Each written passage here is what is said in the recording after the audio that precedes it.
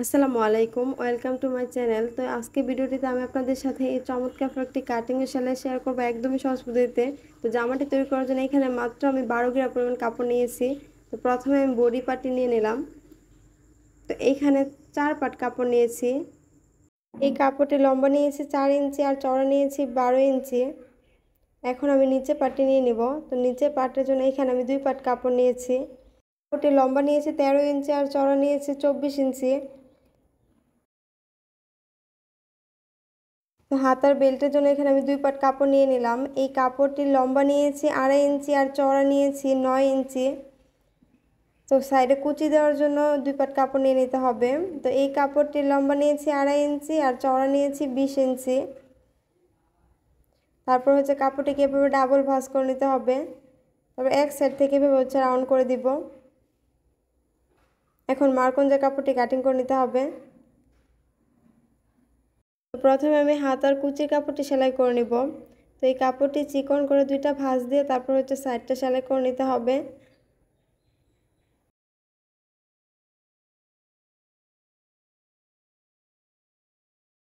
তো সাইডটা সেলাই করে নেওয়ার পর আমাদের কুচি তৈরি করে নিতে হবে।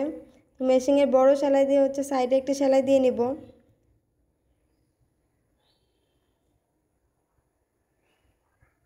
তো এখন হচ্ছে বেল্টের কাপড়টি নিয়ে নিব। তো বেল্টের কাপড়টি সোজা সাইডে রেখে তারপর হচ্ছে কুচি কাপড়টি এর উপরে সোজা সাইডে রাখতে হবে। তারপর এর সাইডে একটি সেলাই দিয়ে নিব।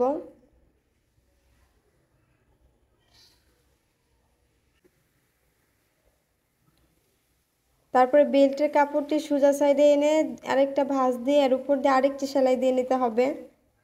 তো এইভাবে হচ্ছে ডাবল ভাঁজ দিয়ে তারপর এর উপর আরেকটি সেলাই দিয়ে নেবেন।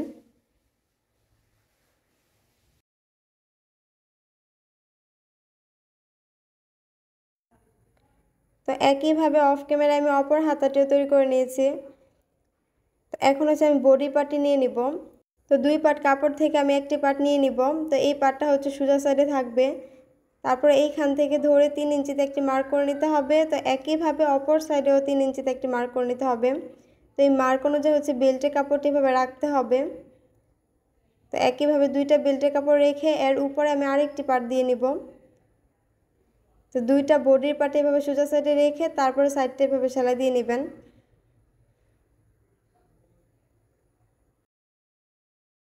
তো এই সাইডটা আমি যেভাবে সেলাই করে নিয়েছি ঠিক একইভাবে অপর সাইডটা সেলাই করে নেওয়ার জন্য প্রথমে একটি পার্ট নিয়ে নিলাম। তারপর হচ্ছে এখান থেকে 3 ইঞ্চিতে মার্ক করে নিব। একইভাবে অপর সাইড থেকেও 3 ইঞ্চিতে মার্ক করে নিতে হবে। তারপরে বেল্টের কাপড়টি এর উপরে রেখে এর উপরে আরেকটি পার্ট দিয়ে নিতে হবে। তারপর সাইডটা সেলাই করে নিতে হবে। তো এখন হচ্ছে আমি নিচের পাটের কাপড়টি নিয়ে নিব। তো নিচের পাটে প্রথমে আমাদের কুচি তৈরি করে নিতে হবে। তো মেশিনে বড় সেলাই দিয়ে এভাবে কুচি দিয়ে নিচ্ছি। তারপর হচ্ছে আমাদের বডি পার্টের সাথে অ্যাটাচ করে নিব।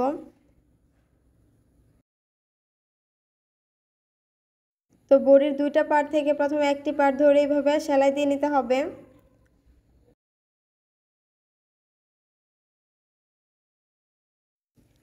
তারপর হচ্ছে বডি পার্টে এভাবে সোজা করে একটা ভাঁজ দিয়ে এর উপর দিয়ে আরেকটি সেলাই দিয়ে নিতে হবে।